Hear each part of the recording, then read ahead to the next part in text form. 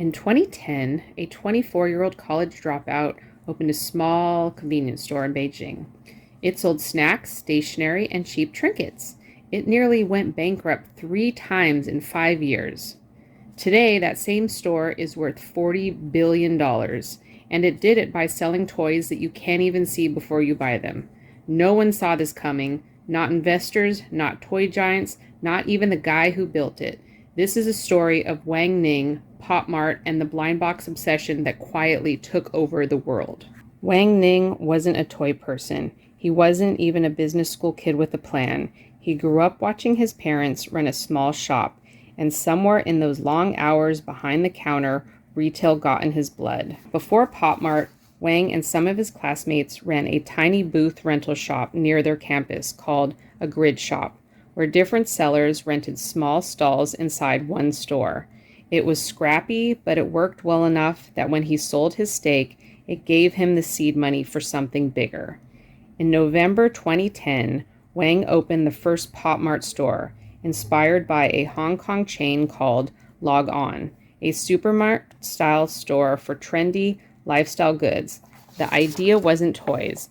It was everything: bags, phone accessories, home goods, stationeries, and snacks. A grab and go of cool stuff for young shoppers. And for a while, it looked like a mistake. The margins were thin, the products mix was chaotic, nothing to anchor the brand, nothing customers came back specifically for. Between 2010 and 2015, Pop Mart teetered on the edge of collapse more than once. Any rational investor looking at the books in year 3 would have told Wang Ning to shut down, a general store with no identity, competing against 1,000 other general stores in a market where the barrier to entry was almost zero. There was nothing here that screamed future billion-dollar company. But Wang kept the doors open and buried him inside the struggling little unfocused shop. There was one shelf that was about to change everything. Somewhere in the store's mess of merchandise, Pop Mart carried a small Japanese figurine line called Sonny Angel. This was a tiny cherub-like doll, a few inches tall, sold in sealed boxes so you didn't know which one you'd get. They were the headline product. They were an afterthought tucked in among the phone cases and the stationery. And then, almost without anyone planning it, they started to sell. Not slowly, dramatically. Sales went from a few thousand units a month to tens of thousands almost overnight. At their peak, these little figurines were driving roughly a third of the store's revenue. Wang Ning noticed, and then he started a question most retailers never bother to ask why their bestseller is. Why was a tiny little doll hidden in a box outselling everything else in a shelf? The answer had nothing to do with the doll itself. It had to do with the box. Customers weren't just buying a toy, they were buying the moment of not knowing, a tiny cheap thrill of surprise, repeating every time they wanted it. Wang had stumbled onto something legacy toy companies had been sitting on the top of for decades without fully exploiting, the psychology of the blind box, and he was about to bet his entire company on it. Here's what makes a blind box so much more powerful than a normal toy. It taps into something psychologists called the variable reward, the same mechanism that makes slot machines and social media notifications so hard to put down. You don't know what you're going to get. Sometimes it's a common figure, sometimes it's a rare one. This uncertainty is the product. Then there's the completion drive. A typical blind box series has around 12 regular designs plus one secret hidden design with much lower odds. Once you own 8 of them, you're not just a customer anymore, you're a collector with a gap in your set. And the gap is uncomfortable in a very specific, motivating way. And finally, collectibility itself becomes social. People trade duplicates, they post unboxings, they show off on a shelf, a bag charm, a desk full of characters, and say something about who you are. The toy becomes a badge. Wang Ning didn't just add blind boxes to the shelf. He made the boldest move in his career. He cut almost everything else. The bags, the electronics, the home goods, all gone. Pop Mart would live or die on designer toys and the blind box format alone. At the time, nobody knew if it would work, but it turned casual shoppers into obsessive, repeating customers. And it also gave Pop Mart something it never had before, a reason for people to come back again and again, chasing a feeling instead of a product. There is just one problem. A Sonny Angel wasn't a Pop Mart IP. It belonged to a Japanese company. And Pop Mart wasn't just a reseller, one middleman among many, with no real moat. If the model worked, anyone could copy it. So in early 2016, Wang Ning asked his customers directly on social media platforms, "What else do you guys collect?" More than half of them replied the same name, Molly, a wide-eyed pouting character designed by Hong Kong artist named Kenny Wong. Wang flew to Hong Kong to meet him. Walking in to see Kenny Wong's studio, he later compared the feeling of stumbling on an incredible singer performing in a small restaurant, a room full of world-class designs that have never properly been commercialized.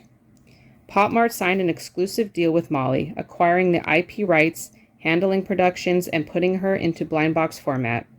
When the first Molly blind box launched, the initial batch sold out in 4 seconds. This is the moment that actually built the empire. Not the toys themselves, but the shift between business models. Pop Mart stopped being the distributor selling other people's products. It became the creator, owning characters outright, controlling designs, manufacturing, and distributing end-to-end. From there, the playbook repeated.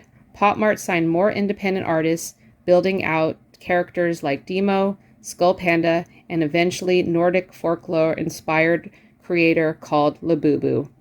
Each one owned, licensed, or co-created rather than borrowed. Owning the IP meant nobody else would sell a Molly or a Labubu. If you wanted the character, you had to come to Pop Mart. For years, Pop Mart was a China story. It listed on Hong Kong Stock Exchange in December of 2020, and even when most of the Western world had never even heard of it. The expansion playbook was methodical, automated vending-style robo-shops for low-cost, high-density coverage, combined with flagship stores in high-traffic locations. Southeast Asia came first, tapping into the China-speaking communities in cities like Singapore, then Europe, then North America. But the real engine wasn't advertising. Pop Mart barely ran traditional ad campaigns. Instead, it let an unboxing culture do the marketing for it. On Chinese platforms and later TikTok and Instagram worldwide, fans filmed themselves opening boxes, showing off rare pulls, and building entire communities around trading and collecting. Then came Labubu, a mischievous, sharp-toothed little monster that existed in Pop Mart lineup for years, until a handful of celebrities started carrying it.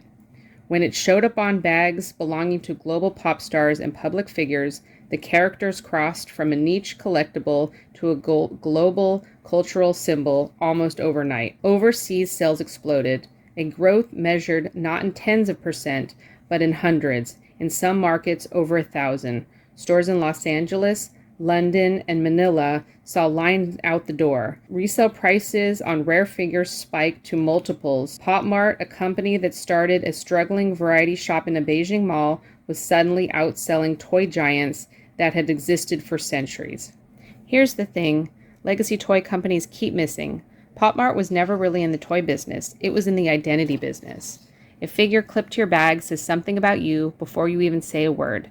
A shelf full of completed sets signal patience, taste, and belonging to a community that understands the reference. And the box itself, the not knowing, delivers a tiny hint of anticipation, generally rare in a world of algorithm-curated, everything predictable shopping. Wang Ning understood something that companies built around a single mascot. A Mickey Mouse, a Kung Fu Panda, never had to think about. Today's collector wants to know who made the thing. Pop Mart puts the artist front and center. Fans know Kenny Wong made Molly, Cassin Lung made Labubu, the same way sneaker fans know who designed their shoes. That's not an accident. That's the entire relationship with the modern collector, built from the ground up. Today, Pop Mart is worth tens of billions of dollars, with revenue that's more than doubled year over year, and a founder now counted among the wealthiest people in China. But the company itself is candid about the risk sitting underneath all of it. Any single character can fade. Labubu will not stay forever. Molly did not. The real business isn't any one doll. It's a machine that keeps finding the next one, which is exactly why Pop Mart keeps pushing outward and into apparel, jewelry, theme parks, and even entertainment and film, trying to build something closer to Disney than to Hasbro, not a toy company that got lucky twice, but a full-blown IP machine designed to keep manufacturing cultural moments one sealed box at a time. A 24-year-old with a failing convenience store didn't set out to build any of this. He just kept paying attention to what people actually wanted, even when they wanted something that was not known what they were going to be getting.